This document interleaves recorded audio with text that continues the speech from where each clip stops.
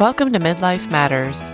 I'm Marie, and each week I'm joined by my friends Julie and Mindy to talk about all the topics keeping women in the middle years up at night.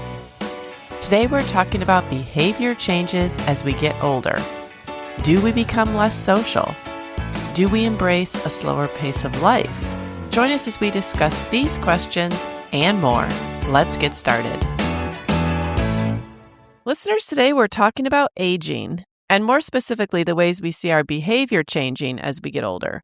And Julie, you brought us this topic. And so how did it come up for you? Did you just see it? What about it appealed to you?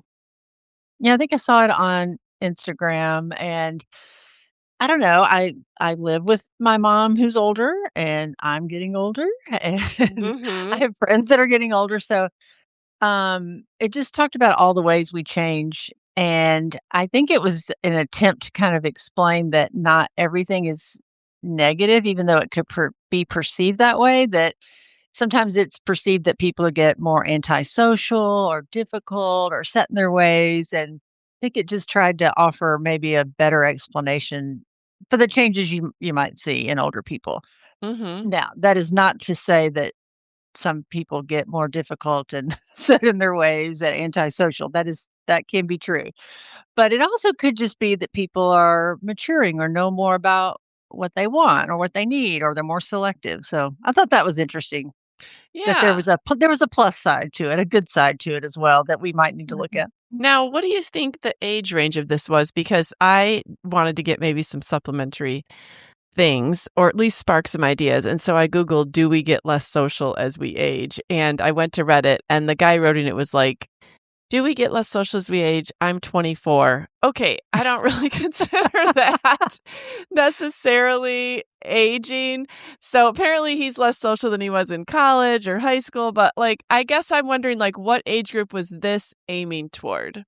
Yeah, I don't know. I wouldn't say that, "Oh, yeah, every single year of your life, this gets worse or this happens." I don't Uh-huh. think of it that way either, but Uh-huh.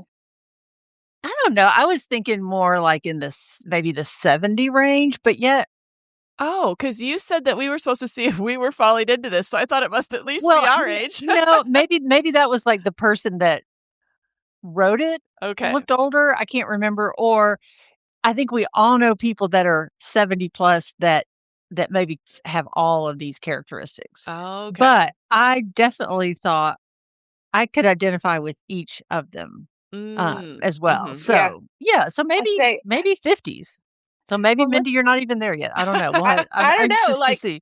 I was identifying with a lot of them, and I'm in my 40s, so let's just, Yeah, make us all feel better and say, 40s, 50s, 60s, And you're apparently, even maybe in your 20s, according to Reddit. So, 20s, that's well, right.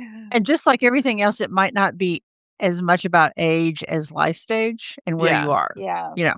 yeah. And also, like, not everybody is the same in any age group. So it could be it's just Right. an old soul. Mhm. Right. Yeah, that's very true. All right, Julie. Well, let's start out with basically behavior changes as we age. Yeah, I think they listed 9 different behavioral changes, and the first one was quality over quantity. And I definitely identified with this. Like, I definitely have very little FOMO. Mm. Right, I yeah, know what I'm missing, and I'm fine with it, you it's know? okay, yeah. And I'm not saying I don't like to have fun and I don't like to go out and do things, I do, but so many times when I'm out there, I'm like, "Ooh, I can't wait to get home because then I can do this and this and this." Or, like, if my schedule's been too busy, and this kind of fits several of the categories we're gonna talk, I think, "Ooh, at least tomorrow I don't have to go anywhere." Mm. Mm-hmm. Mhm. You know, but that really fits some other topics, but quality over quantity, I think, for me anyway, it requires a lot of investment in friendships, so I can't deeply invest in a dozen people, you know? Mm-hmm. Whereas I might have a dozen friends, a dozen acquaintances. It's Mm-hmm. hard to kinda spread myself thin and keep it all going. I know my daughter said that before too. She has a really hard time, like, maintaining things, especially across the miles or, Mm-hmm. I don't know. That's just hard for me, and that was hard for me anyway, not, regardless of aging. So, right now I feel like I'm kinda choosing connections that align with who I am now, not who I was 5 years ago. Hmm. So that's Yeah. different. I'm a different person, so, Mhm. um, that changes. But I think as you get older, you just understand more about what you need, what you can give, and so I just don't really fear missing out at all anymore. Mhm. I hope that's not all bad. Well, you said the quality over quantity is true of you too, Mindy. It really is, and, I may reference this quite a bit throughout this particular topic. It's just it really changed a lot of things in my life when I was injured, going on 9 weeks ago now that I was injured and just became homebound and life changed pretty dramatically. And so I've been able to get back to things and come back into things, but it really is amazing, like, when something drastic happens to you, your world gets really small, and then you Mm, kinda wonder, like, the people that reach out to you or the people that you reach out to, it gets down to those people that are the quality people, I Mm. guess. You're not just going everywhere that you were, you're not maybe participating in the activities that you were before, and so this isn't just because of an injury, but I mean, I think anyone could find themselves with their lives changing, and it's like, you're left with a foundation. You're kinda left with, the jewels in the bottom, I guess, of a glass instead of just all of this, sparkly, shiny stuff. And so you just aren't interacting with as many people. And Mhm. so it kinda really lets those jewels of friends kinda shine through. Mhm. And maybe it's smaller, but maybe it's also sweeter. Mhm. And so mhm. I don't know. I think that's just one way I saw this kind of quality over quantity. And I appreciate what you said, Julie, about I don't have FOMO. I'm very comfortable with, not being a part of every single situation. But I Mhm. feel really, really blessed with the situations that I am a part of. Yeah. Mhm. I had thought about my mom a lot because she is older and, just less capable physically. She's tired. Hmm.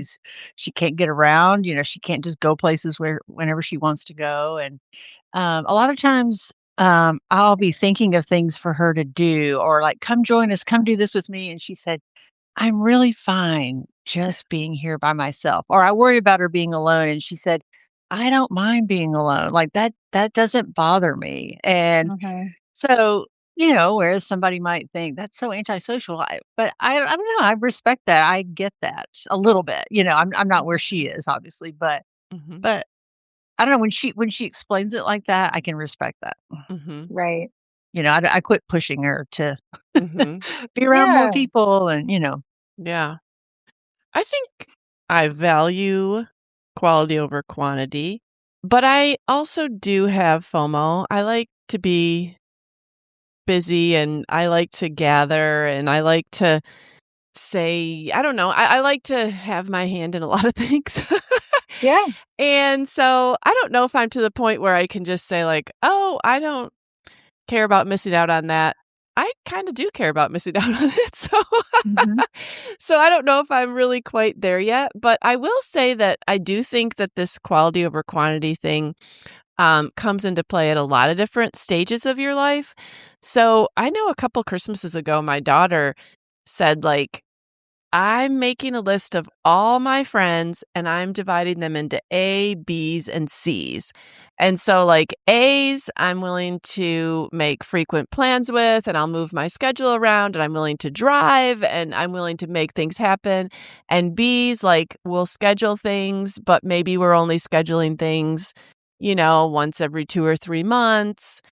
And C's were like, "Okay, yeah, I'll get together with you, but if you cancel on me or you ghost me, you're going down even further." Like, these are people that reach out once in a while and wanna get together, but for some reason, something always happens, or, it's not as life-giving as you want it to be when you do get together, and I thought that was a really interesting approach because, like I Yeah. said, it can happen at different times of life. So, when she did this, she had 2, young children. Now she has 3 young children. Like, you get into the young children age, and you just don't have that much free time, and Mhm. she said, like, there's a lot of family obligations that she needs to take care of because both her family and Nick's family live locally, and so people wanna see the grandchildren, and they wanna spend every holiday, and they wanna do this special thing with them and that special thing with them, and, like, they're always running even just because of that, and then you add in church and church obligations and friends, and,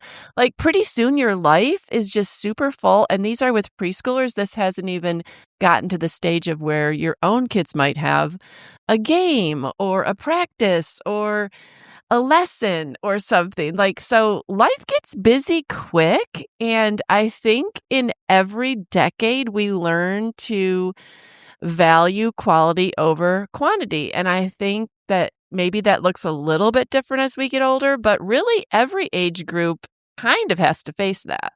That's true. I mean, I guess I always would say I valued quality over quantity, but quantity was more important to me in earlier Mhm. decades. Like when our children were young, I feel like we had a lot of friends who were in the same boat. Like we just got together as families and kids Mhm. all ran around and we tried to socialize between uh Mhm.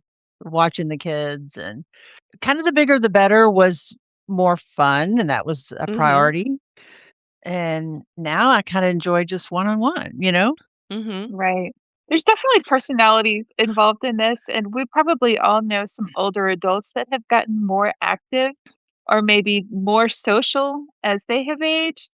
I don't know if you guys have anybody in mind, but I could see that this being kind of a personality or a stage of life that maybe you kind of ebb and flow in those Mhm. particular topics. So probably each of these will know people that that kind of fit the bill, or some people that maybe are, kind of coloring outside the line.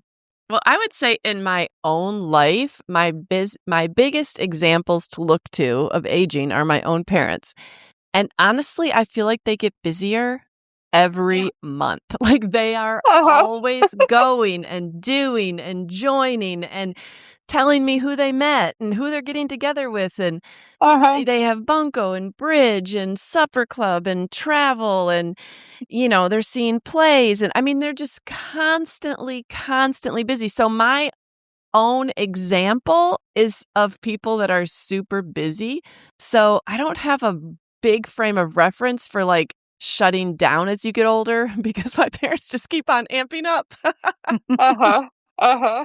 But I guess you could actually, Mindy, I was trying to think, you could become more social, it just looks different. Like, Right. it's not about the party, it's about one-on-one, but you do that all the time. You know what I mean? Like, Right. Mhm. I find Right. that that's where I connect better is more one-on-one. It's not that I want less of it, but it just looks different, I guess. Right.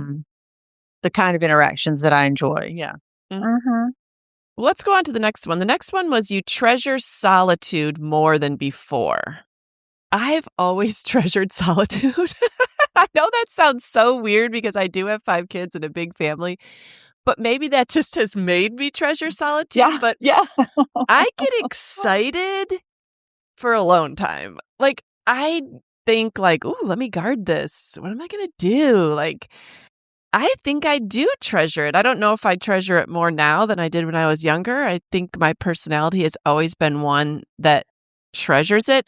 I am an extroverted person and that I do like to be social, but I need alone time to recharge. So, alone time is really valuable to me, and I recognize that, and it's a need in my life. So, I tend to treasure it. I try to keep it in balance, but I'm not scared of it. Yeah, I did not value solitude when I was younger. I just always wanted to be around people, and now, like, if my kids were gonna be gone or John was gonna travel, which John didn't travel with his work, I did kinda get excited about being alone in my house, like this was all mine and I could do what I wanted and eat what I wanted and go where I wanted, and, all of that. I did value those, but those were in small doses, you Mhm. know? Right. Those didn't come very often.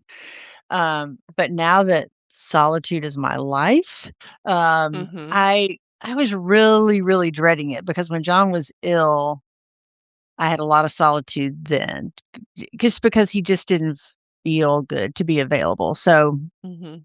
that was my biggest fear was like, how am I going to do this? Because it was so hard when he was alive.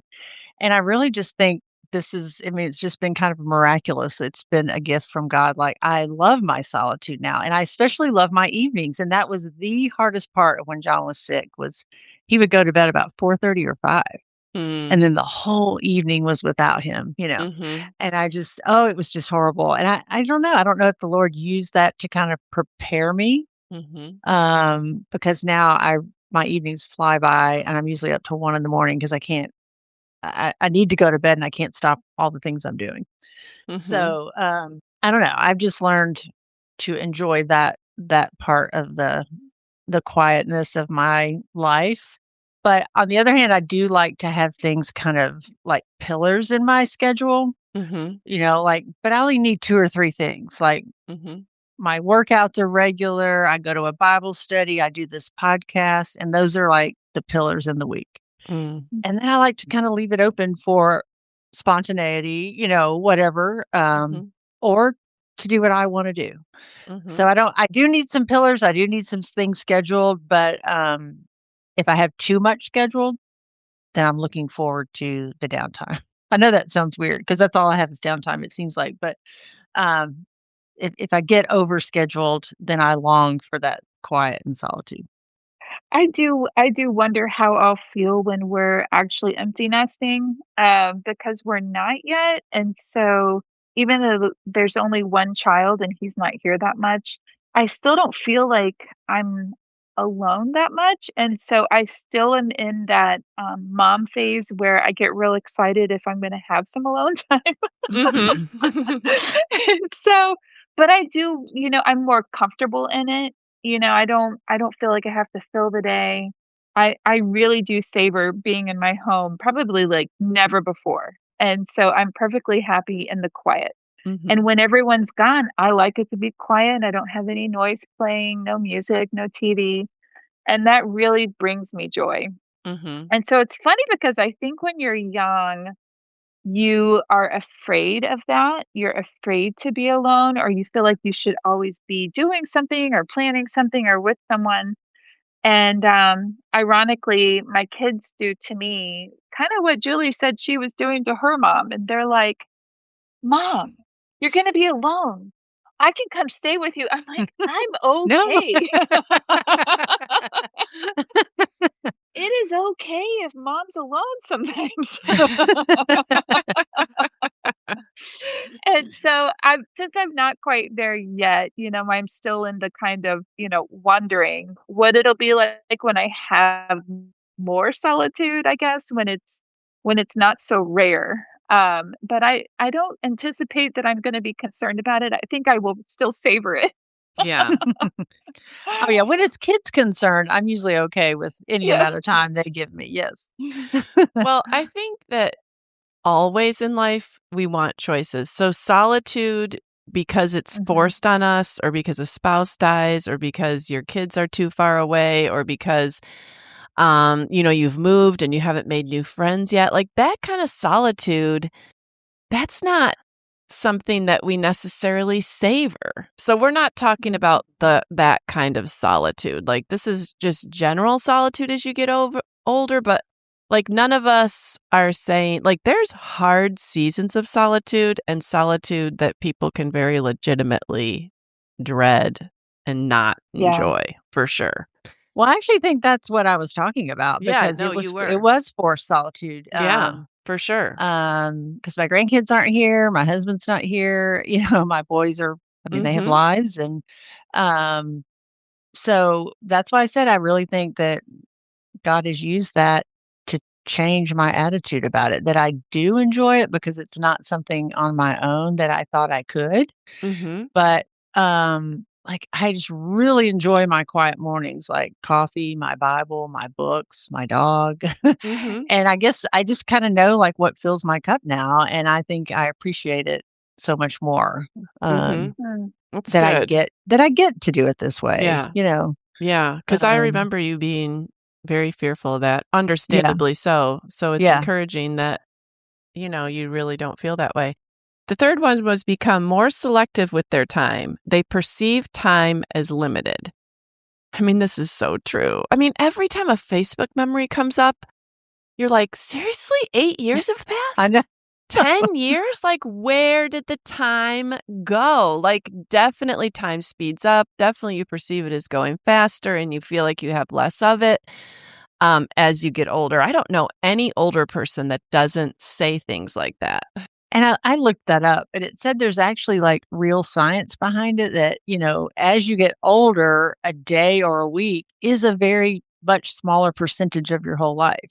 Mm, Like, a year to a 5-year-old is a fifth of their life, so that's a huge chunk, but true. to us, it's a very small thing, and, they also said that, like, when your brain is, kind of putting into memory things that are very routine and mundane, it just doesn't record them as richly, but good things happening, memories, exciting things, your brain records them with more depth. So as you get older and you're not doing as much, there's just not as many memories made, Mm, if you're mhm, just doing the same thing, I'm thinking about like maybe a elderly person that just sits all day, like they're mhm, not having a lot of memories to create. And so time just kind of, I guess the day can seem long. I hear my mom say this a lot, like the day's long, but then the weeks just fly by. Like she looks back and, mhm, where did that go? Where did that time go?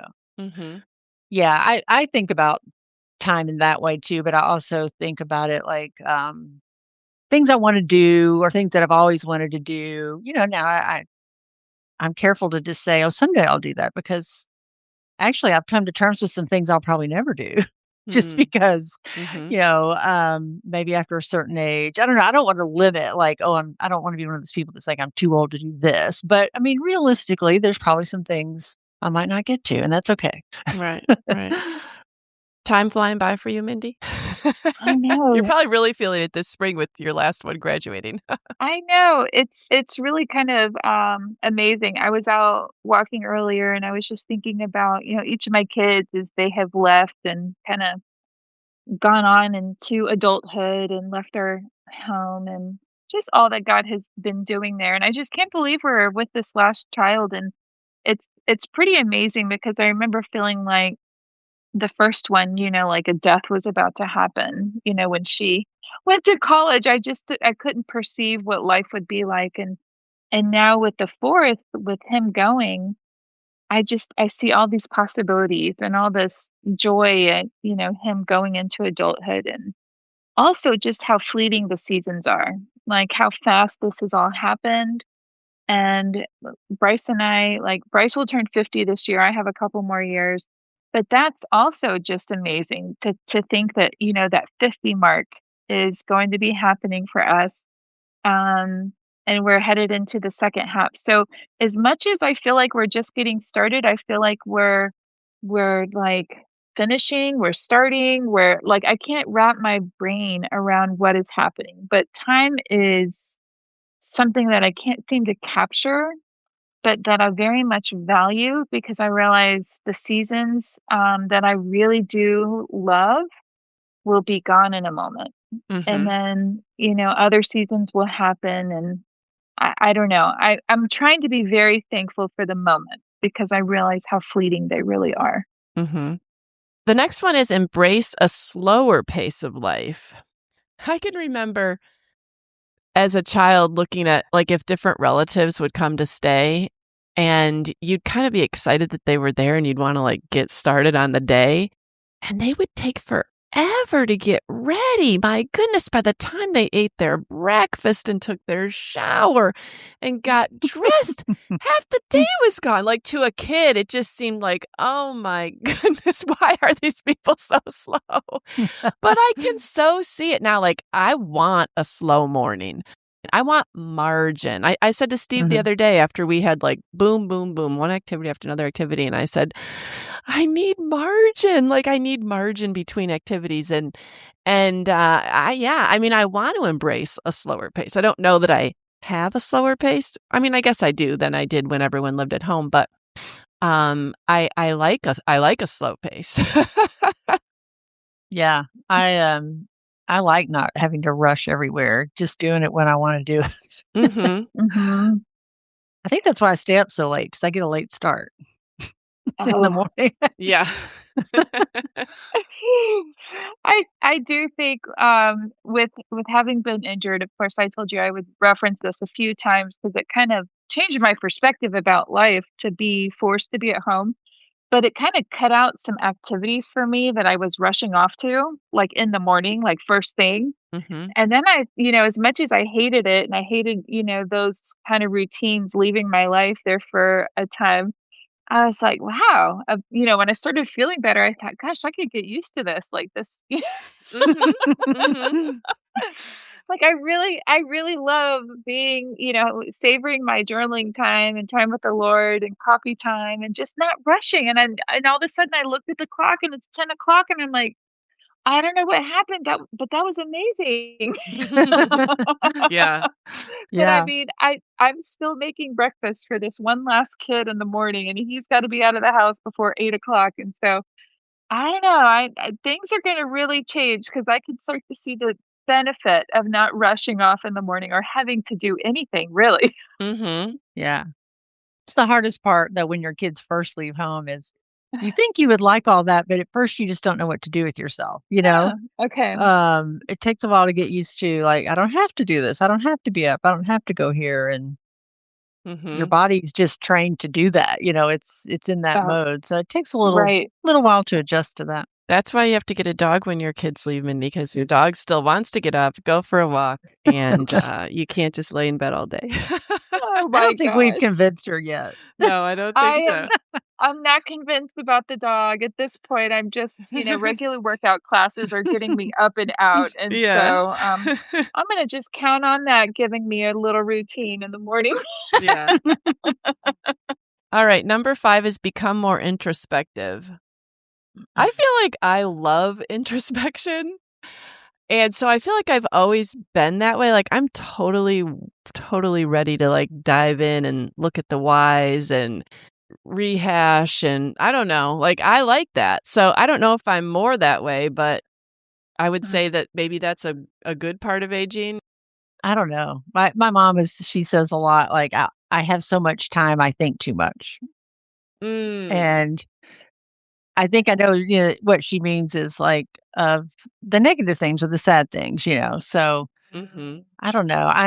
I think I am introspective to a degree, but I don't know. What I've learned is I probably need to look up and out more than in.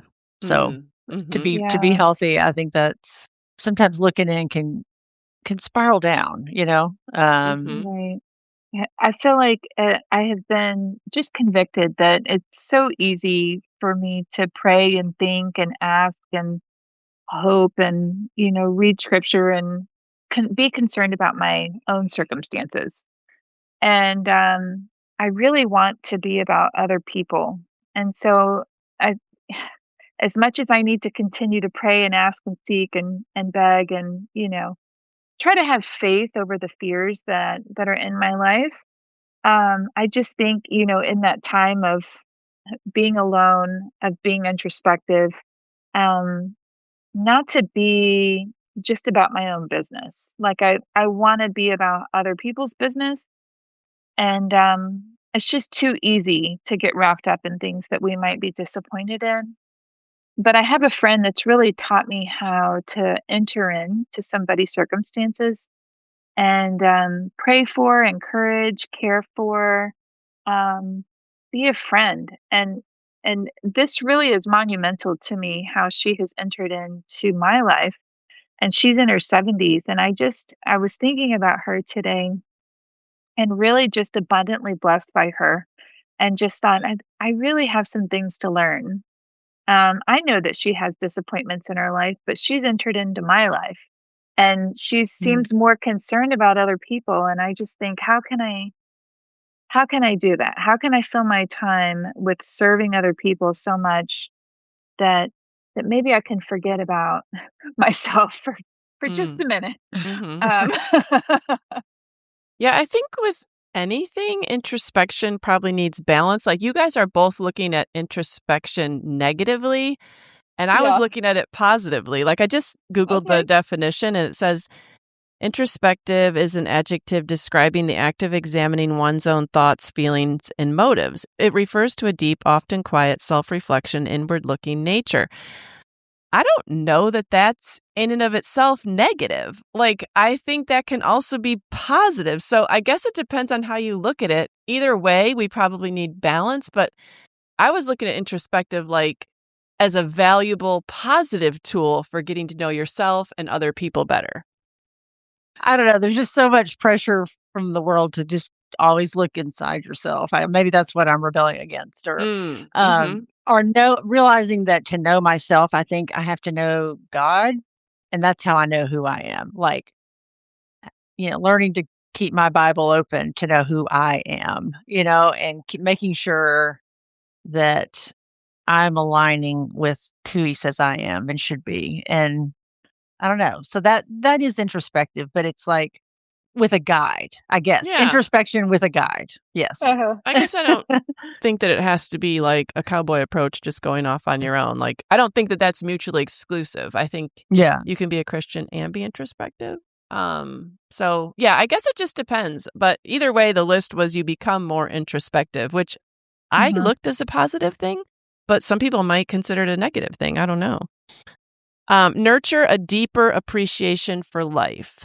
I mean, I think we've all said that we just appreciate the moments. I just, I don't know. I hear these things that just make me, and you hear them when your kids are growing up, but then you hear new ones when you're adult. Like somebody said the other day that their child is getting ready to graduate from college, and they were feeling a little sad because they read a statistic that by the time your child graduates from college, you've spent 95% of the time you'll ever spend with them. Okay, well, that will really make me sad. That means from, 22 to, however old they are, when you pass away, you only have 5% left. Like, I mean, I guess that could be true, but I try not to think about it like that. Like, I try to treasure the time that we have together and make it good and value it and not be measuring it so much. But even though I do know that as we get older, we do tend to measure things, so there is something true about that. I guess knowing that does make you appreciate your time together. I think, when you're young, you just don't even think about those things. Mhm. You just have all the time in the world. Yeah. I definitely am more thankful for life just by noticing things, noticing little things, noticing beauty. That's important to me, like in ordinary things. I think it's important to cultivate beauty, to be in awe of things. Just, I don't know, accepting reality as it is, taking people and moments as they really are. And I think a lot about the book, What If It's Wonderful, when she talked about savoring. And that kind of ties into solitude and more slower pace of life. Like you have to be slower to savor. So I enjoy savoring now and just celebrating small wins. Like I can look back and think, look how far I've come in 5 years, Mhm. how I've changed. Like I am capable of things and God was faithful. God is faithful. Mhm. um, I don't know. I was trying to think about why people, in general, I think older people do appreciate life more. That's not Mhm. universally true, but I do think so. And I thought, the less control you have, which we don't really have it, but like as we realize we have less control and really old people have even less control over their circumstances. Some things are made, decisions are made for them. Then, I mean, your option is to be bitter or to change. Mhm. And so I think that's maybe what happens with as you age, like you just have less control or you realize that. And so you Mhm. have two choices. Mhm. Mhm. This is connected with the time feeling like it's more fleeting, I guess, to me, because that time piece makes me really thankful for the moments that I do have, or when something is really beautiful, I feel like I'm looking for it in a way Mhm. that I haven't maybe when I was younger, and so, right now, I have a tree that is literally my favorite spring blooming tree, and, it's coming to life right now in a way that is so beautiful, and so it's like the first thing that I look for when it's light outside. I'm looking at it throughout the day. I know the blossoms won't last very long, and I won't see them again for a whole 'nother year, and I Mhm. just think, I'm gonna really, really enjoy this as much as possible because Yeah. I think even seeing beauty, seeing flowers blooming and hearing the birds singing and things like that. I feel like I can see it, but I can't fully grasp it. Like, I don't Mhm. how can I hang on to those feelings? But it just makes me very, very thankful, when life feels like it's at peace, Mhm. even if, not everything is hunky dory. But, like, if there's peace in a moment and I'm experiencing, like, a wonderful, conversation or a fun time with a child or my husband, or I'm looking at that tree, I'm just extraordinarily thankful. Mhm. So I think this is why older people, have so many pictures of flowers. yes, I mean, I been if I see there. a beautiful tree, I take it, or a picture of a flower on a hike, that's what I'm taking a Uh-huh. picture of. I remember we used to go visit John's aunt, and she had a gorgeous yard. I mean, a gorgeous yard, but all of her photographs, and these were printed photographs back then, like in boxes. I mean, if you went through them, it was all of azalea bushes and dogwoods and things in her Mm. yard. So Mhm. I guess never thought about it like that, Mindy, like, "Oh, I'm not gonna see this bloom again for a whole year, so I better capture Mhm. it." Yeah. Number 7 is you start to confront your own mortality. Oh. Just like some people might avoid solitude or, run away from introspection, I don't wanna think about my own mortality. Even though you can't not, but I really don't wanna think about it. But I understand that we have to, but it comes up more and more because you have friends that get sick, you have friends that have problems, you know people that pass away, like, you can't help but Mm, confront it. It's becomes more and more common in your life, and I know that, one of my dad's not pastimes, but something he checks every day is, like, the obituaries from the town we grew up in. And then he'll say, like, "Oh, did you see that so and so died?" I'm like, "Well, first of all, I would never log on to that paper. Second of all, I would never look at the obituaries. And third of all, that seems like a really depressing thing to do every single day, but I don't know that he sees it as depressing." You know what I'm saying? Because otherwise, why would you do it? I do know a lot of older people seem to be interested in the obituaries as they get older. Mhm. Yeah, that's true. I didn't know I mean, I obviously had to think about it when John got sick, because I thought I don't know, I just didn't think at 59 this is what we'd be thinking about. Mhm. But, I've mentioned this before, when I got my dog, I thought about it because I thought, "Okay, my dog's gonna live 13 years. That will put me at this Mm. age." Mhm. And I started thinking, will I be able to take care of a dog at that age? Will I wanna walk my dog at that age? And, Mm. or if Mhm. I get sick, who's gonna take care of my dog? I'd never with my other dogs, it never entered my mind to think about how old I'd be when they died? That was a Mhm. weird thought to me. That felt weird. Mhm. well, I have an interesting turn in our conversation for this particular one, and, I'm just gonna start saying it. So, again, when I was injured, I really kinda questioned, "Am I gonna be able to walk? Am I gonna be able to work out? Am I gonna be able to do the things that I have wanted to do?" And there's a couple of things on my list of things I've wanted to do for several years, and, I just thought that might not be possible for me anymore, and slowly but surely, I have recovered, and I have regained mobility and things like that, and, just a couple of days ago, I very much faced my own mortality, and I decided to go ahead and do something that I thought it's now or never. Mm. And so my son Nathan and I went skydiving. Oh. Oh, you said you were going to, but yeah, that's Listen, I may not be able to walk, but I can skydive. This was a really big deal for me, because I have mentioned that I've wanted to do it for years, and Nathan and I have talked for years that when he turned 18, that's something that we wanted to do together. And so when my injury happened over his spring break, he was like, "Hey, I'd still really like to go skydiving." And I thought, I don't think I can do it right now, but we'll take you."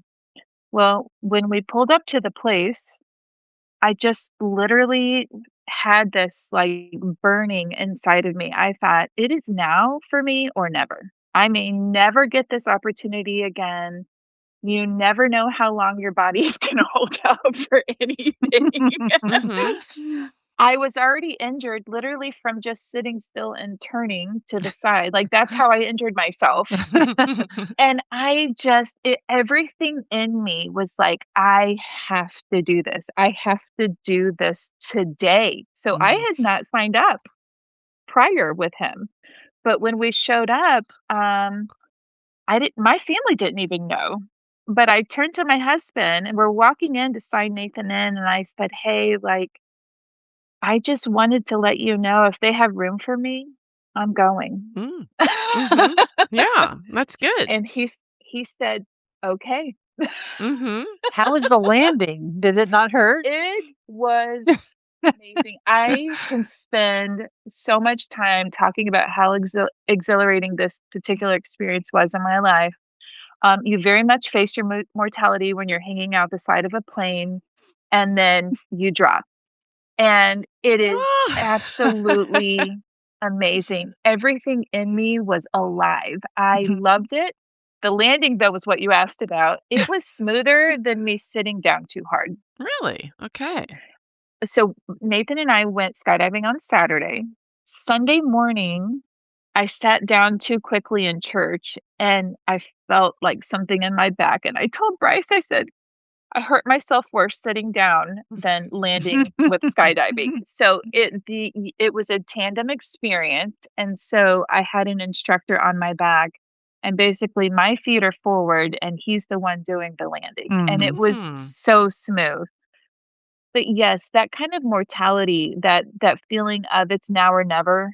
I Mhm. may never have an opportunity. This is something that is important to me. Mhm. Um, and so yes, I decided let's do it. Let's do it now.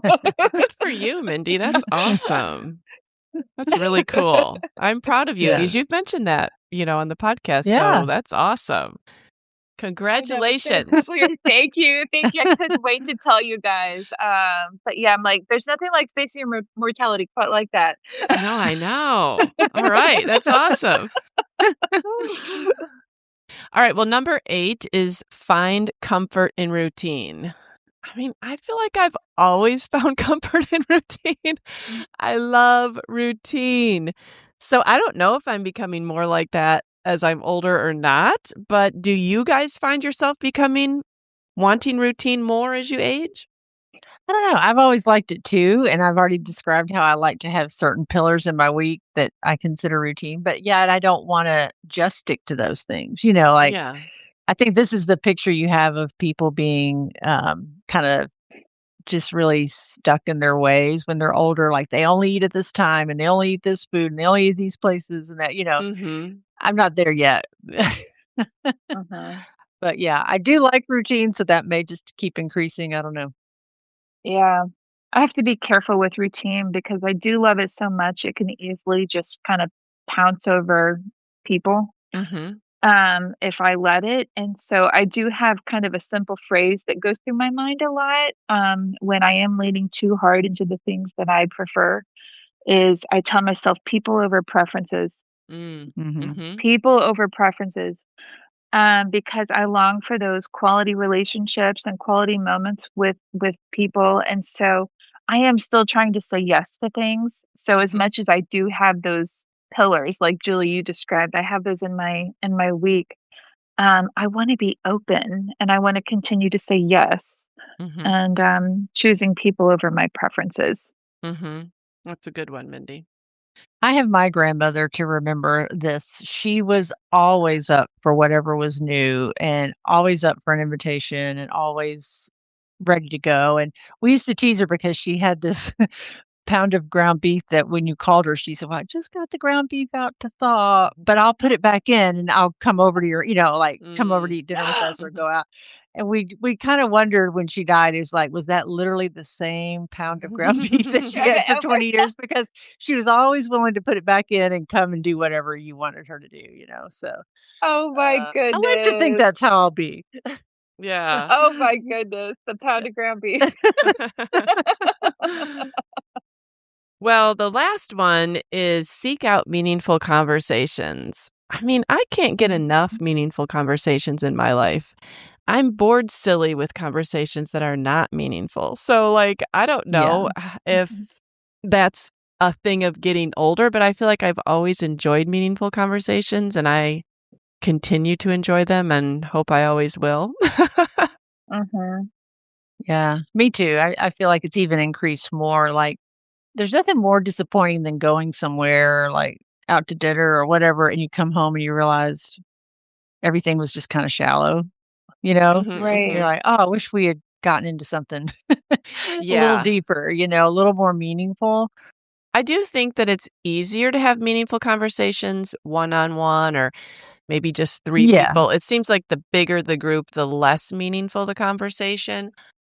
Yeah, Mhm. and that's true that some things just aren't conducive to that. So maybe that's why on the other categories I've said I like smaller groups or one-on-one because I know it'll Mhm, be easier to get to that place mhm, than say at a big party or something. Yeah. mhm, I just read a book that kind of opened my eyes to what different people in different walks of life have to offer in terms of just getting to know them and seeing them through a lens of, I would say, using the Lord's eyes. But there's a book, it's called Theo of Golden. I read And that book, Mindy. actually, It's Mhm. good. did you? Mhm, Okay, so you know what I mean. Like, about him seeking out just different people and just really entering into each of these people's lives and interests. And it's kind of neat to be able to look at someone as somewhat of a treasure, and kind of like what is it about you that I can be fascinated by or get to know or mhm, take an interest in. And I appreciated the book in terms of being able to see people in such a good way, I guess. And so I really appreciated that book, but also I had the neatest experience yesterday. I had the privilege of being with my friend's daughter, who's 14, and I had packed some things for our time together, and thinking that she may not want to have conversation with me. We were going to have many hours together, and I was absolutely delighted when she was up for chit chat. mm, And we got to talk about all the things a 14-year-old girl would be interested in. And I haven't had a 14-year-old girl mhm. A in long my time. life in a really long time. And I just thought, what a treasure to be able to see life through the eyes of a 14-year-old girl, and that she would want to spend time with me. Mhm, What a privilege. And so I hope that I'm open to people, mhm, open to new conversations and experiences, because it really is exciting to get to know somebody else. mhm, Yeah. That was neat. mhm. All right. Well, this was quite the list. I feel like this should help you, one, know yourself better, two, know other people better, kind of anticipate what's going to happen as you age, but you might already be seeing some of these things in your day-to-day life. A lot of Yeah, them and if are you see them in valuable. other people, I think it might be a good prompt to ask questions, like Yeah. Like, how old are you? No, I'm teasing. no, just 24. like to try to get to the bottom of maybe a behavior that you Yes. see, like, well, maybe it's not what it appears, maybe it's Right, something different. Yeah. right. Yeah. Well, listeners, we'd love to know what you think of this conversation. What have you seen in yourself as you age? Come and find us on Instagram at Midlife Matters Podcast or email us at midlifematterspodcast@gmail.com. But before we go, we want to do I'm a Fan.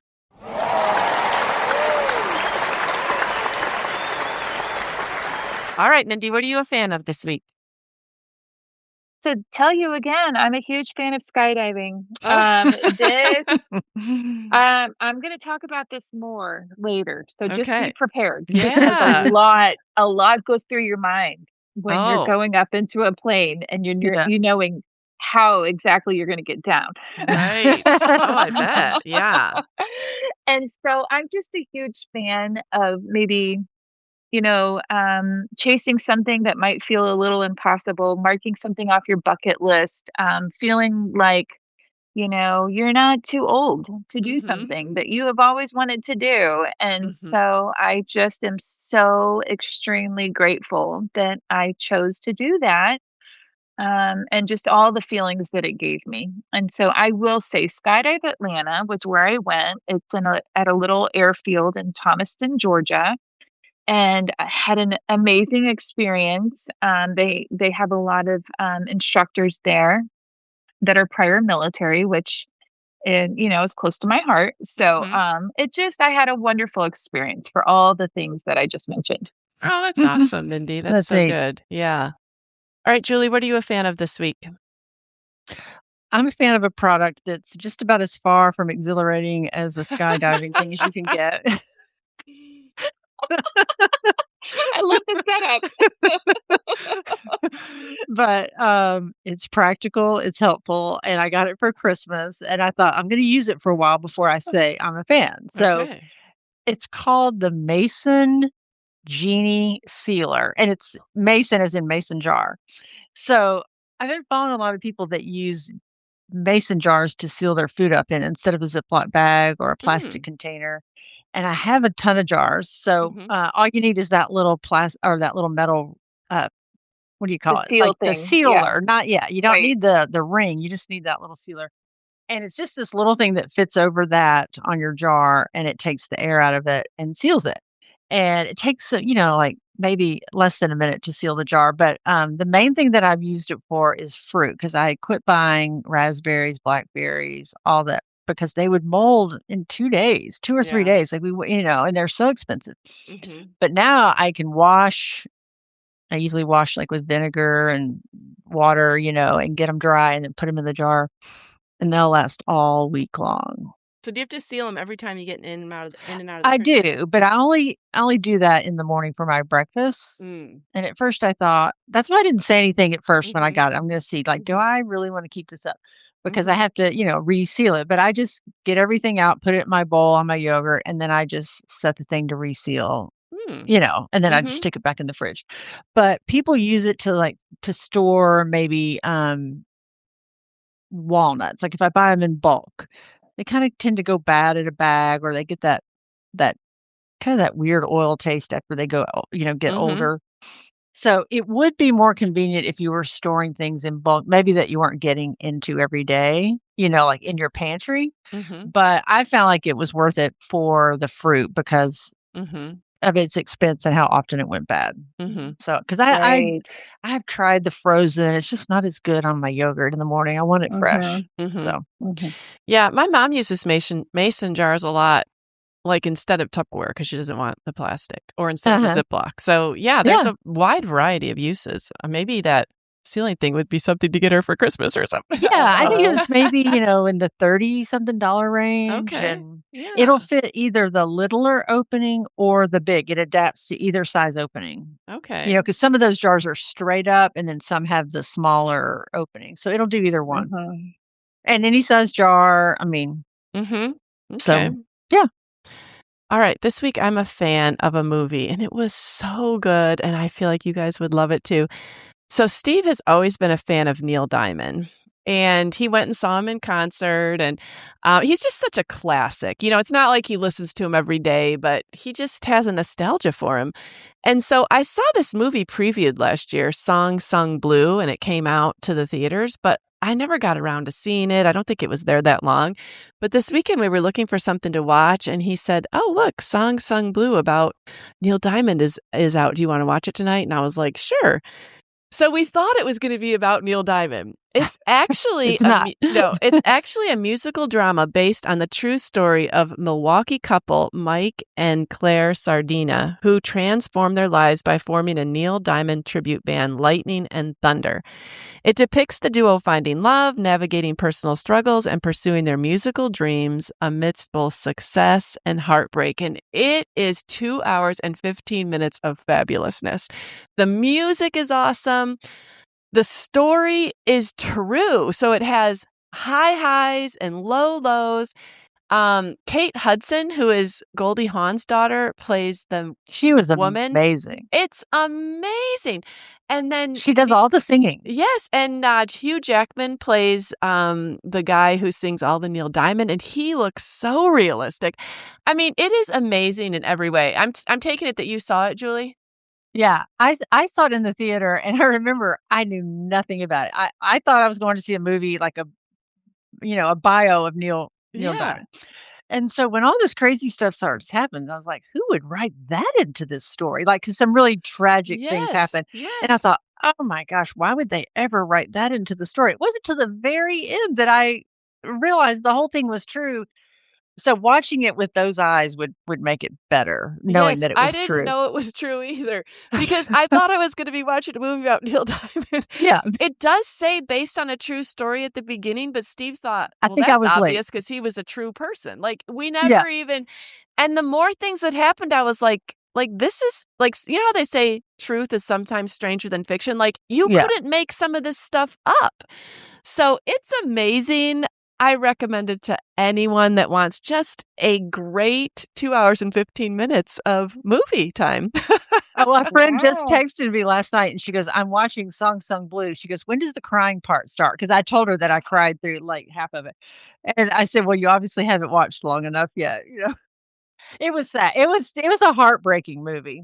I didn't know if I didn't actually cry, but man, I was involved in emotionally. Like, it was just and then you wanna Google so much afterwards. Like, don't Google anything before. Like, just go into it. Now we've told you a true story, but don't Just look know up it's true. Yeah. anything else and just watch it. It is so awesome. Yeah. And then the whole way home, I saw it at a movie theater in Spring Hill. So I had like a 30-minute drive. So I made up in the parking lot, I made up my Neil Diamond playlist to listen all the way home. Well, and you could Oh have my said, like, goodness. "What is Neil Diamond saying?" And I could have named, like, 2 songs, but when Oh, you actually hear them, 'em, you're like, "Oh, I've heard all these songs." Like, they are classics, you just don't think about them. yeah. So, anyways, Mindy, watch Song Sung Blue and get Looking back to forward to us. it. Okay, but I heard now does it end on a happy note? Yes. Yes, but there is some really sad stuff in there, but it ends well. Yeah, You gotta Okay. it keep is watching. just amazing. Well, it's true, and, life has heartbreak and high parts, so it's true. That's right. Yeah, so Mhm. anyways. Okay. All Okay. right. Well, I enjoyed this conversation and look forward to talking with you next week. That sounds See ya. great. Okay, Alright, talk to you later. bye. Bye. Bye. We're so happy you joined us today. You can find the show notes for this episode at midlifematterspodcast.com. Also, please tell a friend about the show and help them hit the free subscribe button on their favorite podcast app. Be sure to follow us on Instagram at Midlife Matters Podcast. That's where we post pictures and stories about all the things we talk about in each episode. Thanks for listening, and we'll see you next week.